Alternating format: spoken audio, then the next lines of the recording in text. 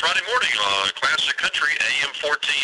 It's time now to talk with Chris Graham of the Augusta Free Press weekend review. And Chris, not much going on except a lot of going on in Richmond, obviously. The General Assembly session, the 2011 session, right now is scheduled, as far as the schedule is concerned, is scheduled to adjourn 1 week from Saturday. A lot of divisiveness over the budget, especially the areas of education funding and transportation funding. It just makes you wonder. Now, the conferees, I guess, are supposed to finish up their work ideally next Tuesday, then lawmakers 1 week from Saturday.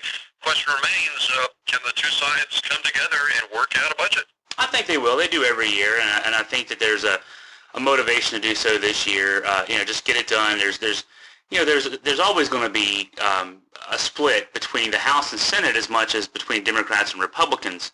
It's a little easier this year. Numbers this week, January revenue collections for the state increasing by 12.6% over last year. It's the 10th month in the last 11 in which the state revenue collections exceeded the previous year's collections. It's, I think, 3 straight months of double-digit increases over last year. So there's more money flowing in, and it's not like they want to go out there and just throw money at everybody, but it makes it a little easier in that sense. So I think that this year it's a little easier for these guys and gals than it has been in the last 2 or 3 years, because they're disagreeing over things, but it's not disagreeing over how much they have to cut certain areas.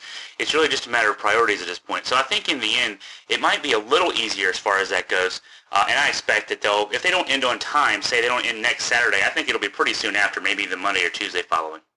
Although I know talking with our area state lawmaker representatives, Ben Klein, Emmett Hanger, Creed Deeds, they all were against the governor's transportation funding package, if for no other reason because of the debt that the state is going to be hit with down the road. Well, yeah, and that's a philosophical issue for even some Democrats as well. Democrats who've been pushing for increases in transportation funding, they want to pay for it as you go, so to speak, and that's a concept that really dates back. It dates back a long time, but we saw it most recently in the 1990s with PAYGO at the federal level. Don't propose new spending that you can't pay for. And Emmett Hanger was saying yesterday he didn't like the idea of taking some of this money from the general fund area, which could be used obviously for education. Well, and that's an issue too, yeah. And then we're seeing support for legislation that would, and the AAA came out this week for support for legislation that would mandate that the Transportation Trust Fund be protected, so that lawmakers couldn't borrow from the Transportation Trust Fund and use that money for other purposes. So it's kind of a both education funding, there's an incentive to protect that from being used for certain things, and then also the transportation funding. And our transportation funding is an issue. On the one hand, we're talking about shortfalls in transportation funding. On the other hand, even these proposed constitutional amendments that would mandate that we protect those transportation trust funds only say that, well, if the General Assembly votes to raid the Transportation Trust Fund, it would take a 2/3 majority to do so, and it might have to be paid back in 3 or 4 years. That's really one of the squabbles right now, is would we have to pay it back in 3 years or 4 years? So even these proposed amendments that would quote-unquote protect the Transportation Trust Fund are still assuming borrowing from that. And it's really interesting considering that the big issue is that we're taking too much money from transportation already. We don't have enough money for it. We want to borrow money to make up the difference, and we don't really have any discipline as far as that goes. So I think in the end, what the big issue is here is the amount of resources that state government has available to itself. And I wrote a column this week about the federal government issues as well. Mark Warner with a comment about the federal budget and President Obama's proposed budget, and what Mark Warner had to say about the federal budget was, we're going to continue arguing about the 12% of discretionary spending that we make and whether or not we should cut a few billion here and a few billion there. All the entitlement spending is the big issue. And if we're not going to make serious discussions about that, then we're not going to make any headway. I think the same thing at the state level.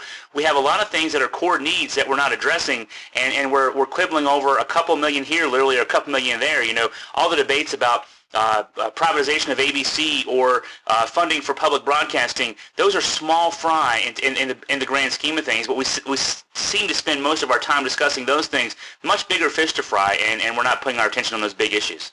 Yeah, and I know the other debate, or the other point that a lot of the area lawmakers don't like this transportation funding package. It's the age-old issue, I guess, as to where does the money go. And obviously, and maybe out of necessity, a lot of the money will go to Northern Virginia, Hampton Roads area. Well, and yeah, and I know that our local legislators, feel the need to protect the home base, but you have to look at that big picture again, as far as I'm concerned. And being a local lifelong resident of the Valley, I recognize that the Northern Virginia and Hampton Roads areas are in serious need of some help there, as far as that goes. Those areas are much more complex geographically and population-wise, and they have much greater needs right now that haven't been addressed for a long time. We certainly have our needs out here in this part of the state. Interstate 81 needs addressing in some way, whether it's adding some additional lanes in some areas or whatever the case may be. We have congestion at certain choke points on 81 as one of our key issues, and maybe some local issues as well. But that said, I recognize, and I think a lot of people here recognize that those areas, Hampton Roads and Northern Virginia, have needed some issues addressed for a while that have been put off because of the lack of funding at the state level. And that makes it hard, though, because in politics, I can understand if you're Ben Klein, if you're Emmett Hanger, if you're Steve Landis, let's do some things in my district, too. It's going to be hard for me to say to my constituents that I'm sending a lot of money to Northern Virginia and Hampton Roads. But at the same time, what's good for Hampton Roads and Northern Virginia in terms of the economics of those areas and the amount of state revenue and tax revenue they bring in and business and everything else that benefits all of us in the state, it benefits us out here, too, to have a healthy Hampton Roads area and not have people sitting in tunnels and not having people sitting on freeways up in Northern Virginia trying to get to work. It benefits us that if the economies up there can really boom, it benefits the state. So we need to think of it in that term, I think. Hey, Chris, one last issue to talk about, Tim Kaine.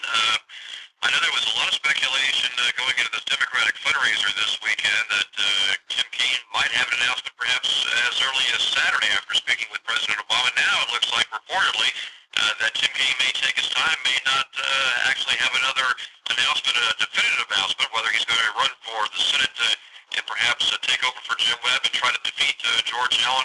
Might not have that announcement for another month or so. Yeah, and it wouldn't surprise me. These kind of things, when you set up your own event to announce a candidacy for something like the U.S. Senate, you don't want to do it around an event like, there's this Jefferson Jackson Day dinner that's set up for the Democrats this weekend. I think this weekend for Tim Kaine, even though he's well known in Virginia Democratic circles and Virginia political circles in general, he was a lieutenant governor, he was a mayor of Richmond. He doesn't have to go shake hands just to say, hey, I'm Tim Kaine, remember me when I announced for the Senate. But he does sort of need to reconnect, just go press the flesh a bit, maybe meet behind closed doors with some members of the Democratic caucus and the leadership of the Democratic Party and say, here's what I'm thinking about doing, just to let you know, we're going to do this in a few weeks. It wouldn't surprise me that that's the case, and I think you want to make sure that you have your own environment to do this in. And so this weekend will be about, Tim Kaine being in Richmond. He doesn't need to be there. There was a question about whether or not he would be there or not. So he's going to be there. He's going to make some friends again, just remind people he's Tim Kaine and then go on his own. But, I'm assuming he's going to announce for the Senate when this is over with, whether it be, this week or a month away or whatever it might be.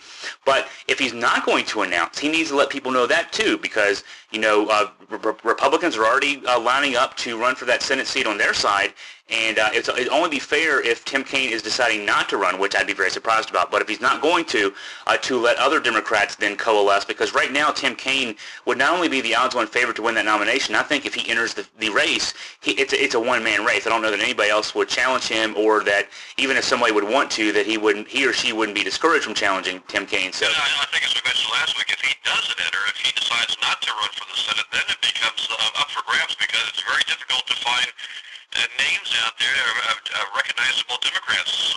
Tom Perriello, for instance. I'm not sure how many others you might consider. Well, you might consider Terry McAuliffe would be the other name that would come to mind immediately for me.